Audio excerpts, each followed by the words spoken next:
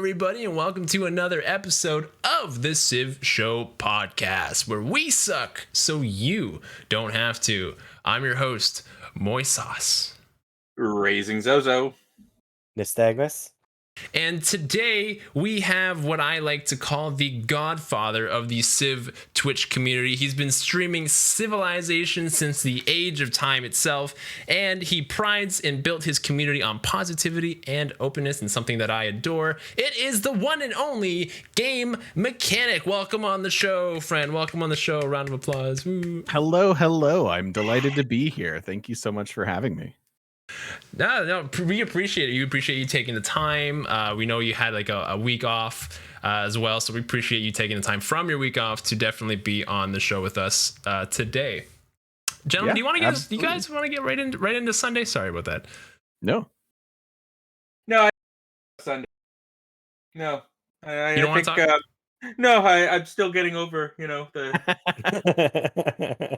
Sorry. tragic storming of Monster Island and its sister city.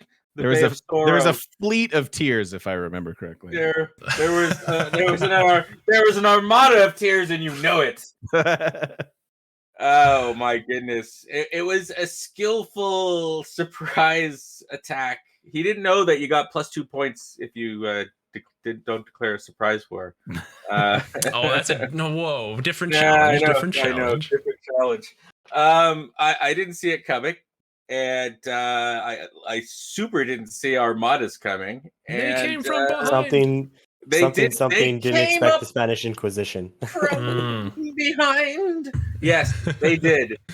They came up from behind, and they attacked a defenseless city with no city walls, taking it I think the first turn. It might have been the second turn. Was it? But very efficiently. And I triggered it though, I forgot, I have rules like this. I have don't send your holy guys to scout. I did not know that the GameMechanic has a rule that if you send a builder to the sea border so that you can see the ships that he has, that's war. And that's exactly what I did, and I got it coming to me. The fortunate thing I had was that the ocean, while it destroyed me, it also saved me, because he had to go all the way around because of the way that this weird archipelago map that had this giant continent that basically slashed the world in two. And how many Civs were on that continent? Was it three? It was no, three. you, Nystagmus, and TGM were on the continent, and then I was on my own. I was the creamy white middle in the Oreo cookie of the continent. I was stuck between these two empires, and I lost the entire Eastern Front, but the Western Front thrived. It was initially a bit of a shock, and then I got over it quickly, and you guys joined in. That helped my morale go up a little bit. All I gotta say is Portugal, nice civ, got reduced to 3 cities, was still making 200 gold a turn. Awesome. Lost my capital and the next most populous city, and for some stupid reason, I was still able to make 200 gold per turn. I remember TGM early on. He said, well, if I pick this war one, I feel like I'm just going to win too easily. So I'm going to pick a different game mode. Remember that? I do remember that. I remember saying that. I didn't mean it at the time, but I feel like now I shouldn't have said it. We felt the pain, dude. Oh my goodness. So I remember when I was coming to help Zoe, it was a long journey to get to Zoe's land, and I finally got there, and I had a huge, massive navy of caravels, which I had to eventually turn into cores, because I'm like, well, if this guy's got cores and armadas, I can't compete with just single units. So my huge fleet of I don't know, we'll say 10 ships turned into 5. And then those 5 ships finally got there, killed 1 ironclad. I was like, yes, I did it, Zoe. I'm helping. And then literally in my face, 2 tiles away from me, this dude just upgrades his armada caravel into another ironclad. And I was like, Oh my god! Like I thought this was an Admiral Ironclad. This dude can build them whenever he wants.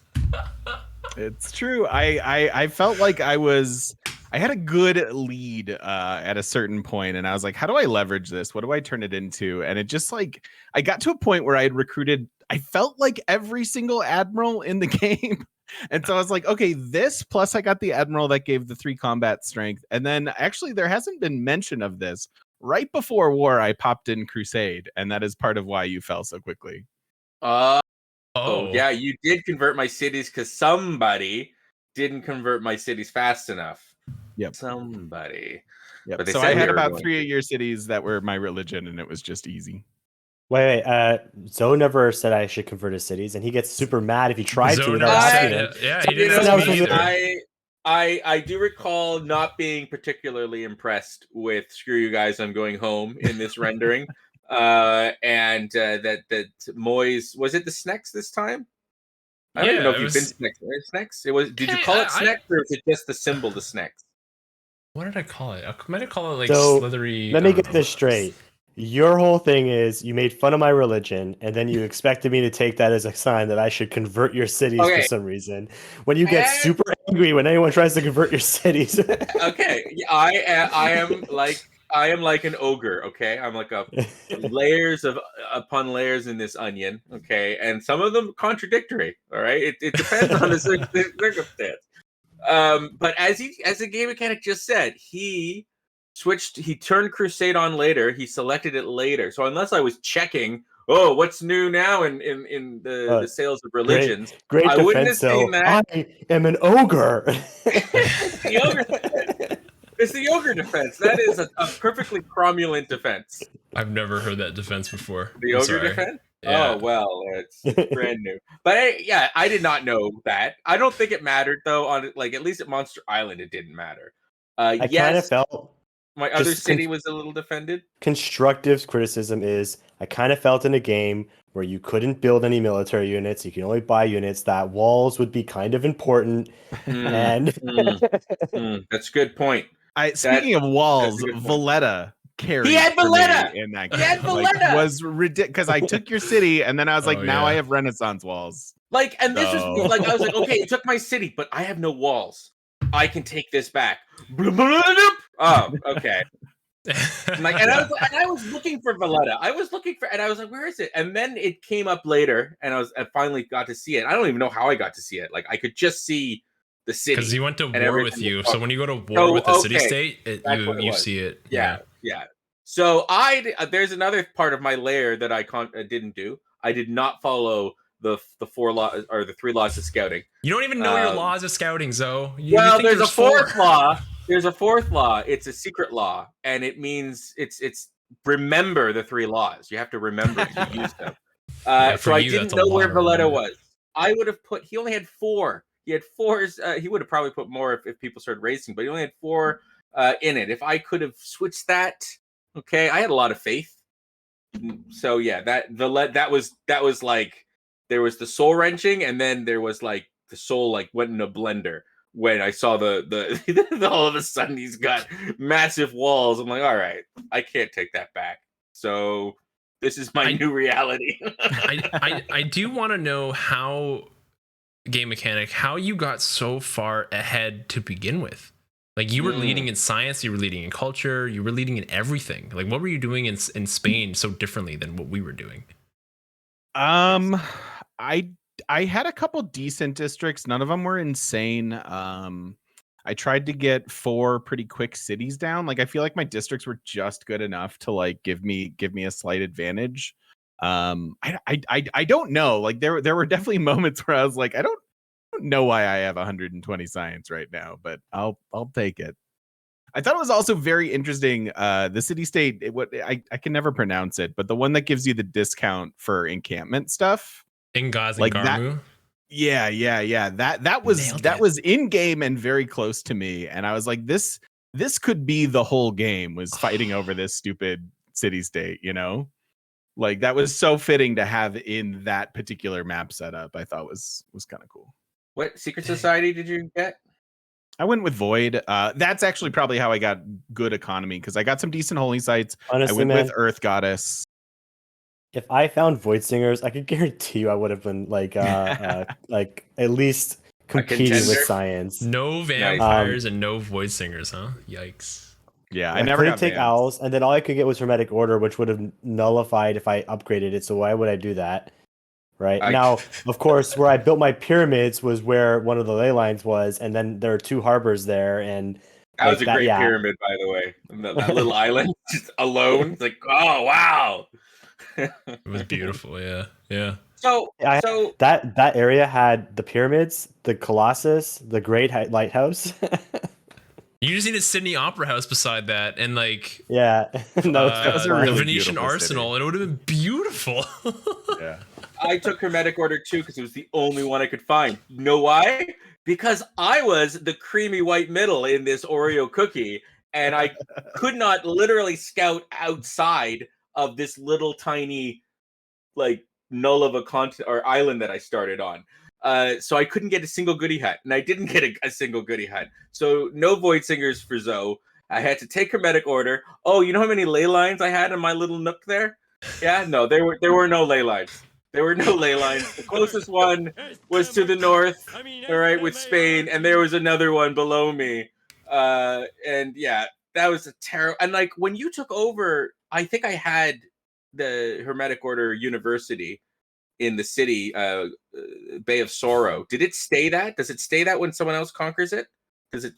I didn't notice, but I don't think it does. No, it doesn't. No, Okay, it was don't just think Denver so. University. It's like if I was playing, we'll say Portugal, and I take over your campus district, it turns into a navigation school. So same thing. It turns into a university way, if someone else were to take it away. I became a believer just because like Moe can't tell me. He's like, oh man, when you build your navigation school, it's gonna be like, it can't be that great. Oh my god, it was so awesome. Wait, I was so happy with it. Did you call me Moe?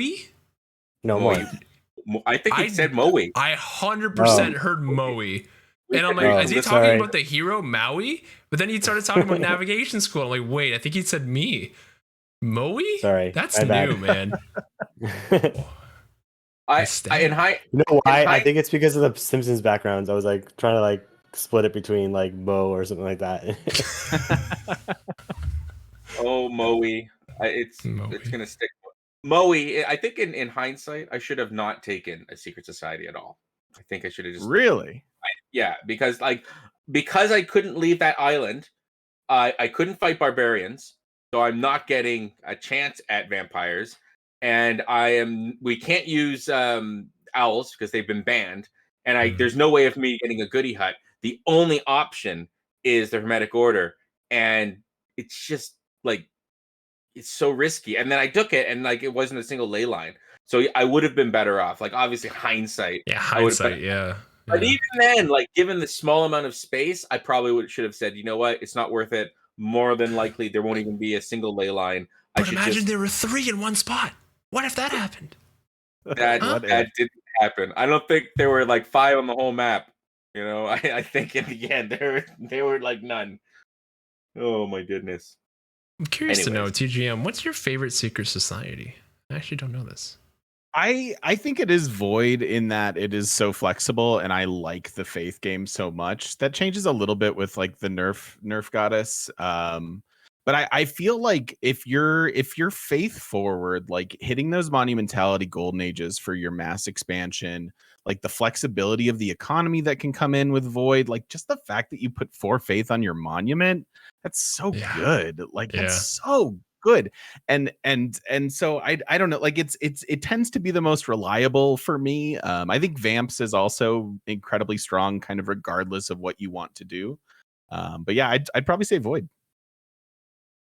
In most situations, it is a very versatile because faith has lots of uses, even if you don't have religion. Because it also boosts everything, right? When you promote it, right? It starts boosting science, it boosts culture, it boosts like. Yeah, but then you get to like the third. Like I feel like with Void Singers, you upgrade the 2, like the first 2, and then you just leave it alone. You just don't even bother with the rest of them. The third one, the game's over by the time the third one matters. Yeah. Usually. If you took reliquaries, maybe. But yeah, it's better spent in one of the other governors, I think. Like if you took reliquaries, you're spending faith to basically get free great works. Right? Yeah. You get relics. Sure. And frankly, the whole process of that third tier is a little tedious, and like adding in tedious things towards the later game is usually not a fun thing in my book, anyways. Yeah. So I guess you don't like Science Victory very often, huh? It's not your I used to, that used to be my go-to, but now I don't know. Now I don't do it as much. I also feel like there's more interactivity late game culture. I feel like planting woods, making parks and stuff. Like, I don't know. There's good stuff to keep you interested all game long. I also want to circle back and say that another part of my lead in that, and like why my economy was so good. I remember grabbing Hypatia. I grabbed like all of the relevant science. I had Oracle plus Pingala in my cap, and it was just churning out all kinds of great people. Like I had great artists and writers by the end of that thing. Like it was just pretty sick. And then another feather in the cap of Void is like I had places to put those great works. Right. Yeah. I don't know if I built a single theater square that whole game. I built one, which is crazy because I think I was like almost beating you in culture. At the end of it, you were getting very, very close. And my religion was choral music, so I was getting a little extra culture there too. I built one drop. That's why. Yeah, there you go. I remember. Yeah. Plus all your trader. God, I hate it. You guys made the whole world war me. It made me so mad. And we had several barbarian camps turn into city states in that game. We did. That was the fun. That's the fun part of it. One turned into a city state right next to me, and Zoe turned that into our border. We're like, okay, that was good. And then you conquered it. When I became a non-nation. That's right, because it was because you had, I don't know, did you build the Apidea, whatever it's called? No. You had so many envoys. I guess it's just from culture, just from getting civics. Both your culture was terrible, by the way. I just want to point that out. Yeah, God. So I had like 29 culture and anyway 20 science. I had okay culture until he took over my two biggest cities, and then it sucked. I got pretty built lucky a theater square that was +4 because I had all the wonders in my capital. Oh yeah. And then he took it over immediately. That was pretty tasty. I a lot of my envoys came from Diplo League. Like I got pretty lucky with first meets, but then I feel like I got double envoys in a lot of different city states. Is that the one that gives you that's 2 envoys when you give it your first one? Yep. That is the second time somebody did that to us. Yeah. Inquisitive Otter did it to us, and he freaking owned us. Yeah. Diplo League is really strong. Oh, I underestimate that one. I don't play that at all. You gotta meet a bunch of civs, and you can't do that when you can't follow the 3 laws of scouting or city state. When we couldn't go scout. We couldn't. How can you follow the laws of scouting if you can't scout? I couldn't scout. You have to buy a scout. You gotta buy your dumb scout. It's a freaking. It was 60 gold to buy a scout, and I was like, my scout literally can't go anywhere. City up here, city down there. The game that's focused on gold is when Zoe turns into a penny pitcher. That's it. Well, I did. I think I had a fair argument that that Kubla Khan China is like, for at least the civs that were chosen, is probably the least good at generating but gold. Who do you pick as a 4th? Kree, because they don't get bonus gold for their trade routes or anything. They just get a bonus privilege. I conceded that I did not bring it up. Kree, or actually, I think Teddy would have been the better choice. Just getting the extra, especially with barbarian clans on, just getting the extra envoy every time you send an envoy, right? That would have made I would have had a lot of suzerains, right? And that's going to be a lot of wealth and just versatility. But like I said on Sunday, we presented beforehand just to work these things out. I did not bring it up. If we did it again, I would suggest that. So what's going to happen is you're not going to bring it before the game. You'll bring it up several times after the game. I'm bringing it up right now. I liked, honestly. Drawing the game as well. I liked the layout. I thought it was interesting. Having to buy stuff. And that we all had to abide by that rule, and then that Moy wouldn't give us Owls of Minerva. All right, that worked out. It was fun. I'm just saying that between Mali, Spain, and Portugal, those 3 civs are significantly better at generating gold, in my opinion. I do agree with Moy's like bet, because if I got China. owls like right off the bat, because I met a city state like right away, like right as I settled my capital, I could have gotten owls right away. Portugal, just being able to get all that, it's just I would have just great. I just would have snowballed and like been unstoppable basically, because there's not a trade route that wasn't getting me less than 25 gold, no matter what trade route I was gonna pick to anywhere. And I had ones that I was trading with Moy that was giving me 40 gold. Yeah, because I had commercial hubs everywhere. Yeah. Right? It was Mali and Sugabas everywhere, all giving me like +4, +7. My best one was like +7 gold. And Moy's fleet was very kind. Moy's fleet was very kind to clear out all the barbarian galleys and stuff like that, so my trade routes can just go on across the ocean without being hurt. You were America. You were keeping all the pirates at bay, so the international trade could flow. Great work, boy. How for Spain? Like, what were your trade treaties like? Like I think you said you actually started pretty close to another continent. Right? I was. What kind of trade were you getting? I was reasonably close to that. I had really, really, really good economy, about 400 gold per turn until I declared war, and then that went down by about a half. You still had 200 gold a turn, even when everyone declared war on you? Oh my god! Wow. Oh my god! That's better than my whole economy. My whole economy, like when I was booming, I think was 100 gold. Like I maxed out at like 850 before my capital fell. Oh my god! Disgusting. Yeah, you know what? You're right, Nystagmus.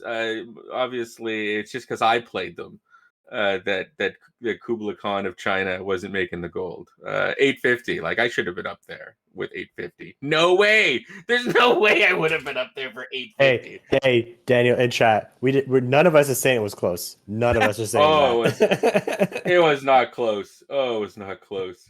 But that's what made it so fun. Like I really do love that the other 2 hosts came to my sort of rescue. Like it was a stalled war. You tried your best. Hey. But it's something... more victories. I sank an ironclad. I was pretty happy about that. Yeah. Then he just strolled over and took my capital, which probably it's a fair trade. It's the little victory. It's the little victories. As long as you say worth first, then it's worth it. That's like the rule of League of Legends, at least if you ever played League of Legends. You kill yourself, you kill like 3 people, as long as you say worth first, it's worth it. You gotta say it first though. Worth. Yeah.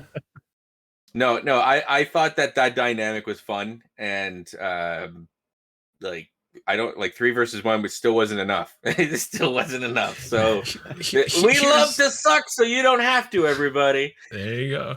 Here's like the outside look of it, though. So you have like the top dog. Let's just, for the sake of example, this means absolutely nothing. Okay, let's just say it's United States. We're gonna take a real world example here. Okay, United States. And for whatever reason, they declared war on the lowest dude. Let's just, for the sake of example, say, I don't know, Australia.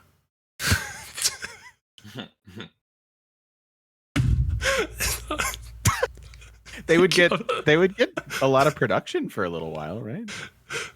Okay, no, I was just trying to make fun of Sarge. Sorry. Yeah. Uganda. Yeah, Uganda. Let's just take Uganda. Like the United States declared war on Grenada in the 1980s. There, perfect. That's exactly what it was. A fully established civilization with culture and meaning and like authority.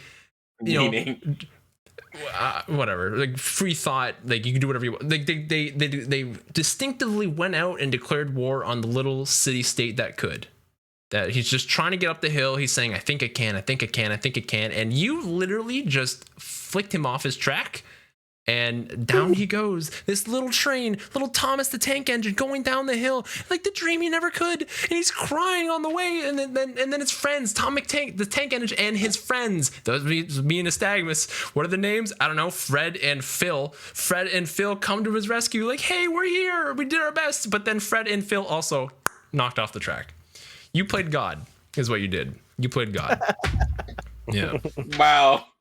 Well, I like being a bug. You know, good. I can't. I just can't. I'm still hung up on the fact that the U.S. declared war on Camp Grenada. That seems unnecessary. It's like an island, right? Like, Yeah, Grenada is an island nation in the Caribbean. Yeah, have you ever seen the movie? There's a Clint Eastwood movie about that. It's called Heartbreak Ridge. Okay. Yeah, it takes place around that invasion where they invade Grenada. They actually went to to save U.S. students at a school in Grenada. Interesting. all right. Very interesting. Well, it was fun. You guys were amazing sports, and it was just a lot of fun to play with you guys. So. Well, you took it well too for having 3 people to play Warrior at the same turn. So, I think we all knew what this was. You know, when it all happened. I know we asked this on Sunday. I'm going to ask you again. Do you feel that Spain has been redeemed? Not saying that they're amazing, but they've been redeemed. Yeah, they're still, as I said on Sunday, I think they're still a little bit spawn dependent, but like they went from being this like weird, like you really had to want to make Spain work to make them work, and like even when they worked, it was like fine, but I just never felt it justified the effort you had to put in. Versus now, like they get so many benefits. A lot of them are really early. Like the timings have changed on like the mission and everything else. Like I think that they are A tier, probably not S tier because of the spawn dependency, but I do think that they're very, very strong. Like your space race, when you can get that much extra production on all of like your Ruhr Valley City trade routes, is so just good. Absurd. Like you could probably get 1,000 production in your cap as Spain. Oh, wow. In fact, that sounds like a fun challenge. That's it. Fastest space race with Spain. Here we go. Everyone's Spain. Go. Excellent. I'm gonna completely change the topic here. We're gonna move on to the next topic. And TGM, I know that you've been taking a full week and a bit off. A lot of people didn't hear from you. I kind of want to give you the opportunity to speak to your fans and the people who care about you to kind of explain what happened. Sure, man. I think I made a pretty long post about it, just as far as where I've been at, and the reality is just managing your mental health through a pandemic is already challenging enough, and I think you add in like the job of streaming, and it gets that much weirder and that much more awkward and that much harder to manage. So I kind of just I got to a point, and I've been building to it all year. Where I really just had to shut down and just shut it all down, reset, like come back full energy, and I'm getting there. But yeah, I'm on sabbatical. I'm breaking that for TheCivShow shenanigans, which is awesome, and definitely the place that I want to be right now, which is great. But yeah, it's been a challenge managing mental health. There's a lot that I can talk about. There's a lot that I'll maybe wait and talk about another time. But Sure. Yeah, man, mental health, that's a real thing. And sometimes it's bad. You're a full-time streamer, right? Like this is your job. This is your full-time job. This is my job. Yep. Yeah. Yep. Well, something I do want to talk about is you touched on it is mental health and content creation. So you are a full-time streamer. What kind of stress does that add to you that you almost know that there's no fallback? Like you're all in, right?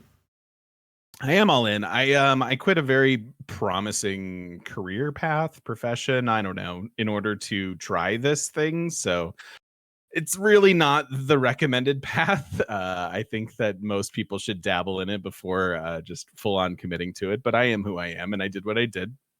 And it's scary. I've been really, really lucky, really, really fortunate to have this awesome community around me. It started to amass kind of from the beginning, and that I've been incredibly grateful for it. But it is scary when you don't have any fallbacks and like you're taking time off, and it's like, well, no one's paying me to take time off, so like it does get a little scary. But I am convinced that like this break is so needed for me that I'm going to come back and be what I want to be as a streamer. Versus I think part of the challenges of it are when you're a full-time content creator, you are so often you're trying to manipulate systems. You're trying to manipulate algorithms. You're trying to, be yourself and be true to form and all of that as well. But like, there's this grindy aspect. And like, I can remember going for Twitch partner and really caring about my numbers at all times. And I don't think I ever broke that habit after I got partnered. Right. Mhm. And so like, Okay. I conditioned myself to like behave a certain way. And like now that even though that has been pulled back, like you're still in motion, like you're constantly in motion as a streamer. And so yeah, it can be, I think that like pulling back and zooming out and just reassessing everything and like just the things that you want to be is really, really important. And I do think that like as a content creator, you almost always have to be asking yourself like, am I doing the right thing now? Is this going to be the right thing soon? Like I like you're constantly reassessing your process, I guess. So do you think that like specifically content creation, like I see this a lot. You see, there's so many streamers going through a very similar thing that you're going through. There's this stress, there's this grind aspect to it. There's this like, I need to beat other people and I need to get better, but then they're not seeing improvement, but they're putting so much time and so much effort into it, but nothing's improving. Their viewers are stagnant. They don't know what they're doing wrong. They think it's luck. Is there something that specifically about content creation or streaming that people may just not think about that is just bad for your mental health? Like, do you think it's just the numbers? Do people obsess over numbers too much?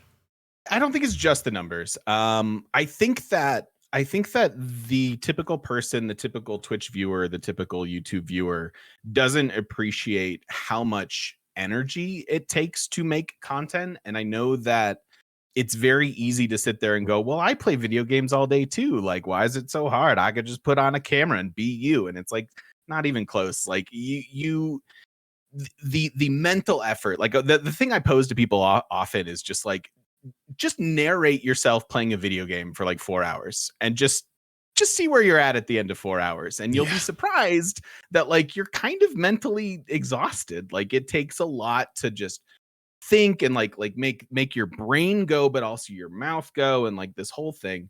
And so I do think it takes a lot of energy out of you. I also do think some of it is a bit fluky, and so oftentimes we feel very lucky and appreciative. And I know for me personally, that has made me neglect my mental health because I like don't feel that I have the room to complain because I'm doing this dream job and people love me. And that's really hard when you don't love yourself and all of this like complicated stuff. But I really think it starts with the energy that goes into it. I think you have to put in a lot more energy than people appreciate. So that's I think where it starts. As far as the rest of it, I don't know why streaming is so. And maybe we're just moving into a culture that is a little more comfortable acknowledging mental health and therefore talking about it and putting that out into the world. And I don't know. It's an interesting thought. It could even be that, like, especially with a game like Civ, I've said this, the mindset of the player of Civ is going to be different than other gaming genres. To love and enjoy Civ, that to have that one more turn feeling, you need a good attention span. You have to get very involved in it. You have to be willing to give yourself, like, even if it's over the course of several weeks, like 16, 20 hours to one game. And that's just that patience. I think there's an awareness that comes with that. So I could see how that would translate into, for viewers, that understanding mindset, of support and stuff. I don't know. I think that I could see that there's a correlation there. The other thing though that about being content creator that people don't like realize is that the one thing that streaming has done, so YouTube or on Twitch and stuff like that, is that it's democratized being a public figure. Yeah. Right. And so you may not be like, the biggest streamers have like tens of thousands of viewers, but even, having a modest number of viewers, you're still on the internet, your face is still out there. And there is this kind of like, I think someone said it best, especially when it comes to something like Twitter, where Twitter's like this continuous game of not being the person called out that day, because it's the algorithm's very tuned to turn someone viral. And your job is not to be that person, right? While you're discoursing on Twitter and stuff. And so same thing happens with streaming as well, because you're out there, you're streaming for 4, 5, 6. Some streamers stream for 12 hours at a time. I don't know how they do that, but Crazy. but anyone can take any piece of that stream and just make it go viral, right? And so that's also the added pressure on a lot of content creators, that they are public, the realization that I'm a public figure. And so now, and your work is, more easily scrutinized possibly as well, as opposed to like another job where it's a little bit more contained with that. So I think there's another aspect of that too, when it comes to content creation. That's definitely something I've wrestled with, is like the fact that I've volunteered for this crazy life on the internet, but not everybody else in my life has, right? And so you have to be at least sensitive to the people around you and realize that like you might be thrusting them into this spotlight that they never asked for. And maybe you didn't even ask for it either, but that's, I don't know, that's sort of, if you're going to be on Twitter, you're going to be subject to stuff like that. But I think that content creation is a passion-based field, and therefore 100%. if you're constantly putting your passion in doing, you have to recharge those batteries whether you like it or not. Like you're constantly over excreting this energy so that you can do this awesome thing, but then you need to get it back somehow. And I think just calling myself out, that's something I have not learned how to do that yet. I've been historically bad at that, and I look forward to hopefully being able to learn how to do it better. Yeah. And the other thing you mentioned, like how much effort goes on the other way of the people who make YouTube videos, right? I learned that very quickly when I started making my YouTube series on the show. My videos are like maybe 8 to 12 minutes long, and easily. Now, granted, I did not know how to edit videos very well. It was like a pretty steep learning curve, but still, a 10-minute video, and when it comes to researching, editing the video, making the snapshots, recording, would take me easily 12 to 18 hours for like 10 minutes, basically. Just the editing alone for every minute of the video took me about an hour to edit. So, yeah, I'm slow. So don't take that as like the grain of salt, but as just like as someone who's an amateur getting into like making YouTube videos, there's a lot of effort that goes behind those videos. And there's something to be said about like opportunity cost, right? You're doing this and you could be doing something else. You could be working somewhere, you could be doing a myriad of other things. And you don't actually know if the time and energy you're putting into it will translate into actual benefit. Like it's a big risk in a way. Now, hopefully if you can gain some momentum, and I think if you're just an authentically awesome person, like Christopher Tim said, someone people would want to hang out with, right? That sort of idea. Then yeah, and with a little luck, you can get into the run, but the run is like a marathon. It's actually like a triathlon, where it's like it's not just like you said, it's not just I'm in front of the camera. It's the editing and the research and the posting and looking at the numbers and knowing what the numbers mean and engaging with the community and caring about the community. You care about, right? All this stuff's going on.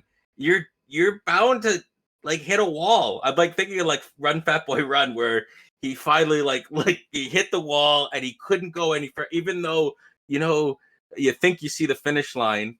And the horrible thing is there is actually no finish line in this triathlon. It just keeps going. Yeah. So I think we all have to just fall apart sometimes. I know that's for me. I'll have fall apart and then put it together, and then I use it as an energy. Like even though it's dark energy, I keep it and all right, and I do something creative with it, and so yeah, and I think we all feel this as content creators. I just can't imagine though running that actual triathlon as a full time. So it's all right that you fell down, and hello. To answer to like Daniel's question on the chat, because I did say that's a very good question.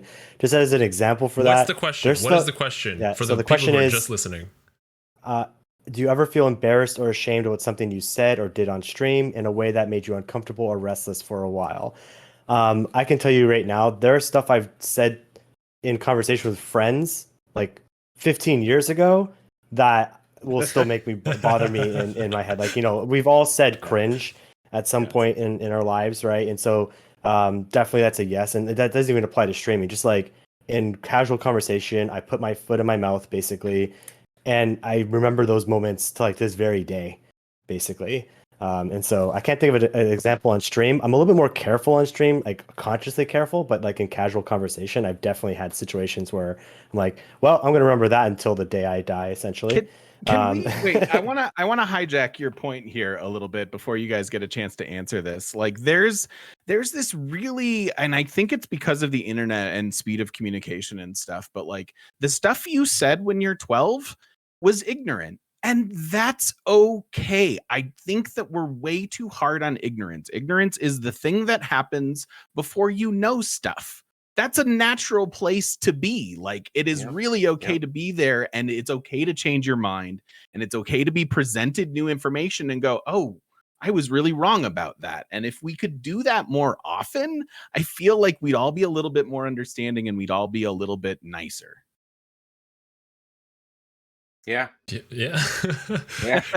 Do you all I can have say like is I'm happy that TikTok psychology and background? I'm happy that social media was around when I was a Not teenager. really. I can be darn sure about that. Yeah, that's Yeah. something that Same. I'm glad of too. I know for this question, I know for me, I don't like when I get upset on stream. Like if I get actually, and I know I've evolved as a Civ player. I hope if you were to look We at, all have. you We all know, have. Zoe, I know just my Raging Zozo from Turns of War days and to to the Civ show rolling out and to now. I try to be more aware when I have that, because my passions bubble to the surface when I'm being destroyed, and sometimes I feel defeated right away. And the funny thing about a game of Civ is that things can change. Things can change, and it's not worth getting all hot and bothered about, especially if you end up saying something that you're gonna regret. Yeah. So there's things that I probably could have worded better, or maybe actually allowed a Tiger Balls for where we stopped talking about it. But I also think I'm reflecting more on that, and being a little bit more aware is I think something a streamer has to do, a content creator has to do. Self-aware. Something Aware that is good too. something if I'm circling back to something else, something that I stress over as a content creator is the fact that I'm putting out what I like to think is my artwork. So I'm creating, whether it is a YouTube video, so different perspectives, for example. You guys know, the Zoe and that you guys know how much work that is. I showed you guys weekly updates to that thing. I showed a lot of people that were guests, right? It was like months and months and months, right? And putting that out there was, if one person, if literally one person in the first 100 views said it was shit, I would have broken down, like legitimately, just like my life's stupid. This is over. I wasted so much freaking time into this thing. Boy, I would have flipped out. Like the Did you first remember our surveys we conversation? did. Did you remember our conversation when I made my first Better Know a Leader and I had one dislike and I got Yeah. upset about it? Yeah, Yeah, I remember. right. And It I was wasn't telling- even and a I was telling comment. It you. was just somebody did a downvote. Right, and I was telling you, I'm like, dude, it's fine. Like, it's a first video. It's totally like my first video I've ever made was a Minecraft video where literally I was just walking through my house and just introducing what I had. It was stupid as hell. I made it when I was in like grade 11. But like, yeah, the first video you'll ever make, newsflash, is gonna be bad. You might not realize it now, but it's gonna be bad. But that's okay, because you have nowhere else to go but improve, right? But the point I'm trying to make is, you're putting yourself out there. You're being a public figure, or you're creating this content. You have you're putting this passion and your love and the energy and time, and like the negative comments, if you get them, can really take effect looping back this to your mental health. So, Game Mechanic, I'm curious, Have you had negative I never see negativity in your community, but I'm curious to know if you've ever had a negative comment thrown towards you. All right, so I want to touch on that and what you just said, and then I'll also answer Daniel's question. Yes, for sure, I've had negative comments, and again, like a psychology thing, I think we are much more inclined. Like we're primates, right? We're trial and error based creatures, and so we are, I think, more prone to getting upset about something negative that happens. It sticks in our head. Like if you'll talk to poker players, like they'll always remember their bad beats, right? They'll always remember like, oh, I had it, and then here was this horrible thing that happened to me. And very seldom do you hear stories about like, well, this was just a really well played hand that I won a decent pot on or whatever. And so those negative comments, like, and I've definitely had them on my YouTube. I have, to your point, obsessed about them. Like 1,000 people can say they love me, and then one person's like, "No, you suck," and I'm like, "Wait, let's talk about that. I want to talk about I suck." Like let's talk. And then it's legit, man. And I don't know what other advice to give you other than time. You need to be zen about it. You need to develop some way of just being like, cool, man, that's not my audience. And like shift from, and this is coming from a perfectionist, shift from, oh, my content is perfect and I put all this effort and I put it out into the world, and just shift to like a growth mentality. Well, this second video I made was more successful than my first. That's wonderful. Even though, it got more view, and you can define the metrics, right? So it's kind of cheesy because you get to do it on your own accord. But you have to make peace with that negative stuff and just realize that person is not your audience, and it's almost better that they're gone. Yeah. Focus on the people that love you and are giving you positive attention. I think there is a theory that internet trolls existed before the internet. Right. Yeah. I think that's something we learned with our Discord over time, was like there were people that would come on and they'd be real jerks. And at first we try to be let's all get along, can we? But ultimately in the end it's like, no, there's a viewer that is for you and there's a viewer that's not for you. And that's okay. Yep. I learned in retail very early on that sometimes it's okay to fire a customer. And that's kind of how it is with people that are just going to be negative and toxic. You got to put your energy out there so that you can find your people, and people that are leaving negative comments on your YouTube are not your people, and frankly not worth your time. Now there is something to be said about constructive criticism, though, and that absolutely that can be very valuable. And the way that you react to those video to any comment is really up to you. I have, and this will come back to Daniel's question of have I ever reacted negatively, and has that ever stuck in my craw?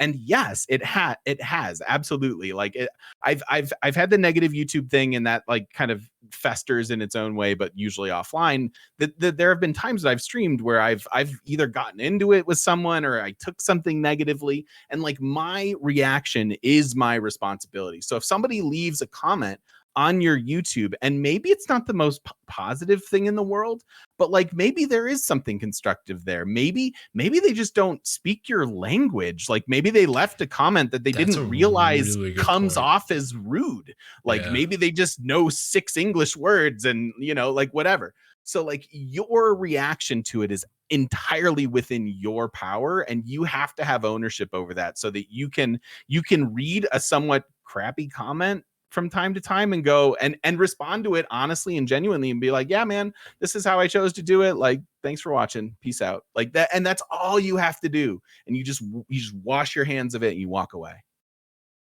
The worst reaction I've ever had, this is before the TheCivShow. The worst reaction I've ever had was, so backstory. There's these 2 streamers that I know. One of them's my friend, one of them not so much. The one not so much was making fun of my friend, calling him like cheap and like he steals content. And in my brain, I'm like, well, the guy I don't like steals way more content than this guy. So I made a comment because I'm like, oh, I have no risk here. I was streaming at the time as well, though. But I'm like, oh, I have no risk here, right? I'm just gonna defend my friend, so he doesn't have to say it. He doesn't have to play the bad guy. And so I just went off on how this dude steals content and how he's a crappy person, and now you should like that was probably my lowest moment, and that was me going off on somebody. One, I don't even know very well, and two, I probably should have not have been involved anyway. Because then he came back, he said, "Who's this guy with like 8 viewers commenting on me?" He had like 70. And I was like, "Yeah, you're right. Are you okay? Sorry." That was my lowest. But lowest moment as a streamer. There is the anonymity that comes with the internet means that people can often fire off a comment that they wouldn't otherwise say because they're anonymous and they don't know you and whatever. And that is truly an opportunity, again, specifically with YouTube comments, for you to come in and show them that you're a real person, like respond to them and be like, yeah, I mean, whatever, like, I don't necessarily agree with you, but blah, blah, blah. I mean, whatever. There are a million different crappy comments someone could leave. I can't example all of them, but like, I feel like most people, I mean, think about all the comments on Twitter and YouTube and stuff. Like you wouldn't say that to someone's face. Like, not really. Not if they were next to you in a bar. Like maybe if it was Michael Jordan and you thought you were, still trying to like hit a home run, but like, I don't know. Like I really try to take those situations, de-escalate them, and try to just humanize everybody involved. And I feel like things usually simmer down from there. Very true. Yeah. No, I agree with everything you said. But yeah, like for construction security, it can improve. I'm just thinking of our surveys, like, and I think Timorius, he was commenting. We at the TheCivShow, we want to get better. We want to improve. I remember how bad I felt. I remember that too. I felt so bad for you, dude. Oh my goodness. There was good, like, constructive criticism in there. Sometimes that passion that bubbles to the surface. Sometimes the rants aren't that great.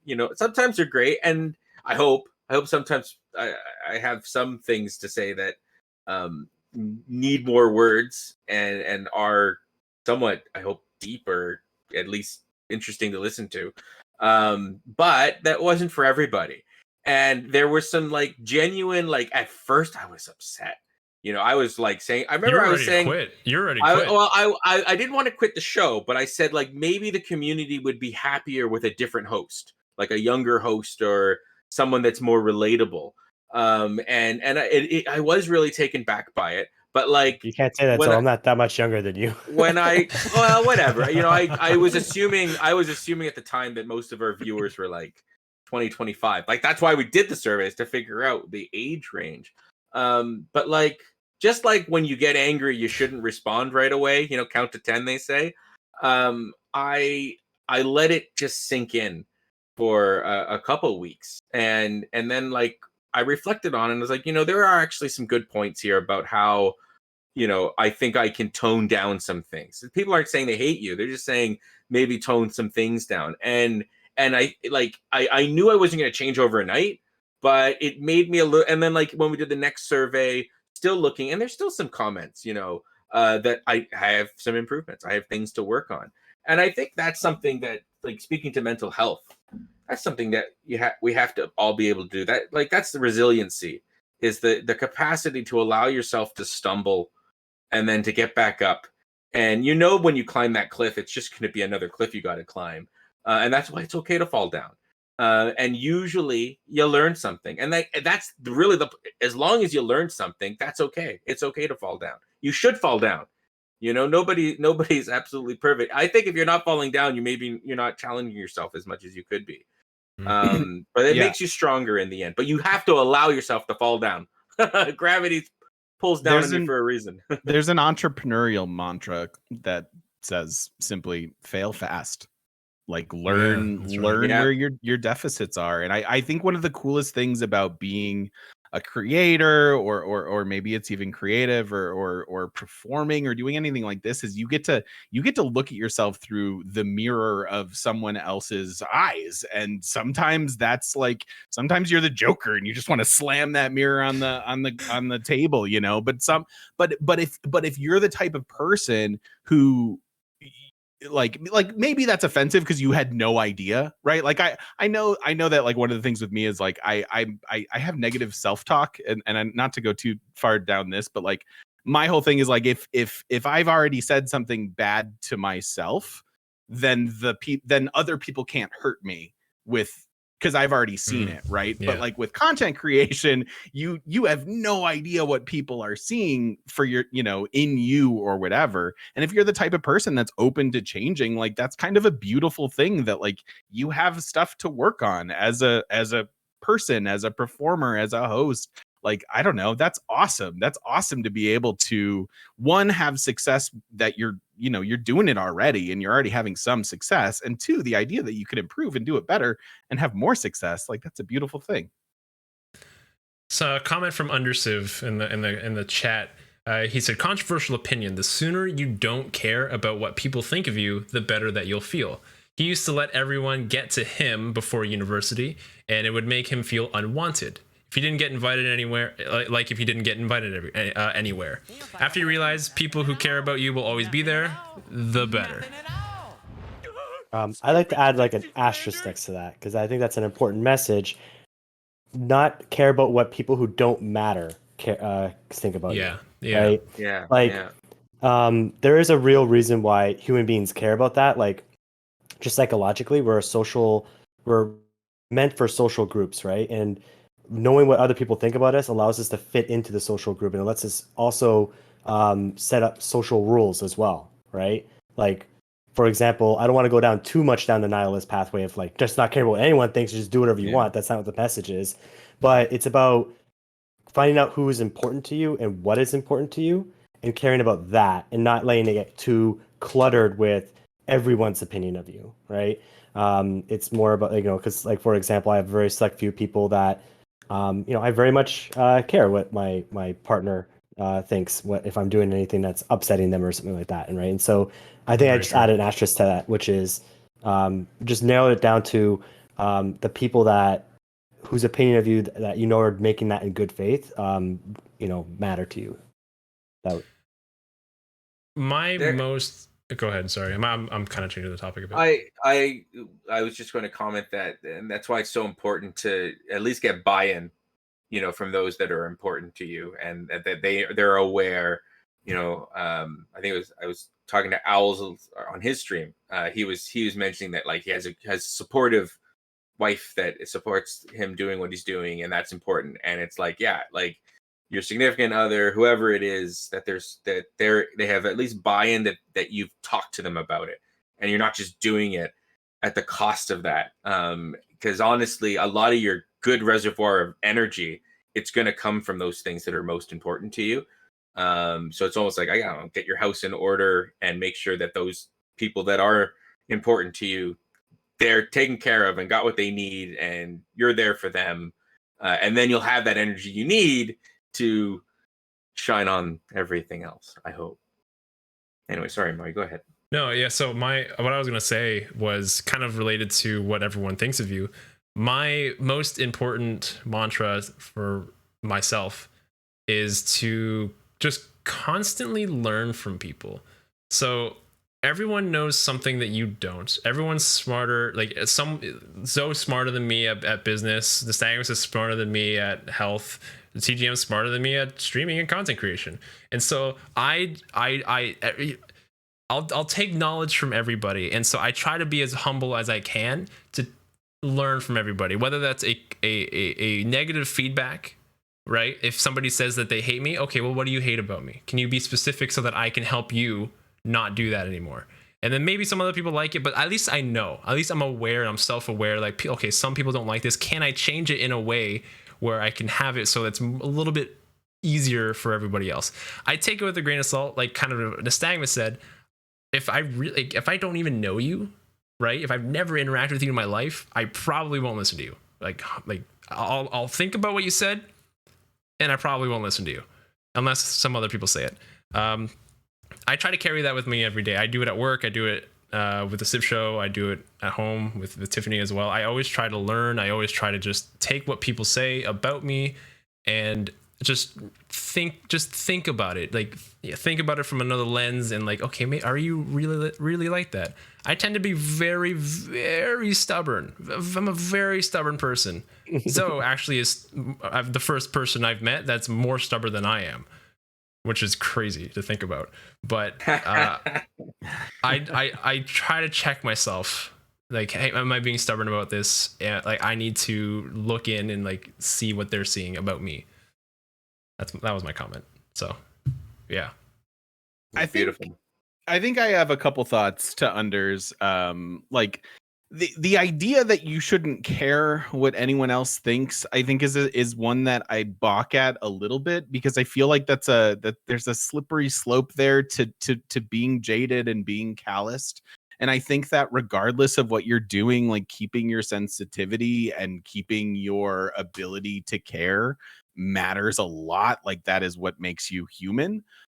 So that being said, it's a very practical approach to content creation. Why would you give strangers energy of your own that they're going to use against you, right? Like I often say the phrase "tend your own garden," and if you're tending your own garden and you're just all of your stuff is in front of you, then what the stranger says can't hurt you. You don't give them energy. No, please jump in. The way I was going to kind of put it is because it's when you're a content creator and there's strangers online, is the people that you care about the opinion they have of you, are people who are also putting as much energy into that relationship as you are, right? So for example, when someone just like comes on and just trolls a comment on your thing, they just kind of drop something and they walked away, right? Yep. At that point, it's no longer on their mind. They're not thinking about it. It's not really weighing down on that, right? It's just a weight they've kind of just put on your shoulder, right? And so that's what I meant by that, which is, when you're making relationships as you're going along through life, it is important to care. Like you have to care about what other people think, because you're interacting with them too, because what you do affects them, right? But I think the key that they were getting at was also, if what you're doing doesn't affect that other person, then their comments shouldn't matter as much, right? So like, if I'm just kind of making a video about history that I like doing, the person can choose to watch it or not watch it, and they just come out and just try to be hateful, then that's an idea of like maybe just ignoring or try not to let that get to you, even though that's easier said than done. And that's you having agency, right? Like that's you being in control and being comfortable enough with what you're doing to really not care, and not in like a glib or shut offy sort of way.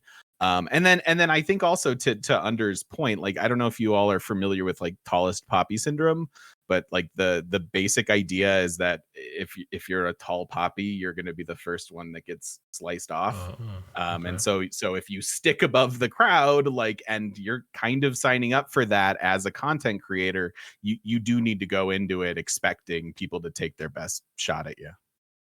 Sometimes there's something to be said, like, you have to care.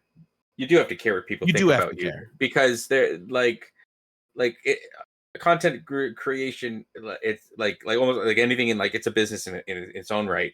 It's about building relationships, right?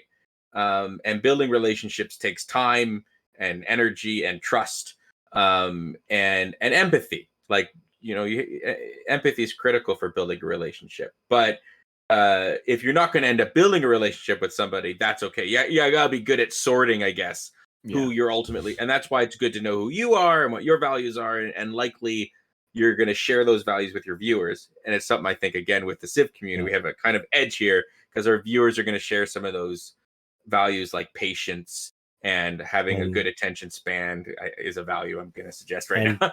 And not to extend it too much, but I think one of the issues, especially when we're talking about mental health, is that one of the kind of, and I know that we're kind of running over time a little bit, but I'll be quick with it. But is one of the contradictions of our time is we're in the most connected time in all of human history, but people probably feel more lonely than they've ever have.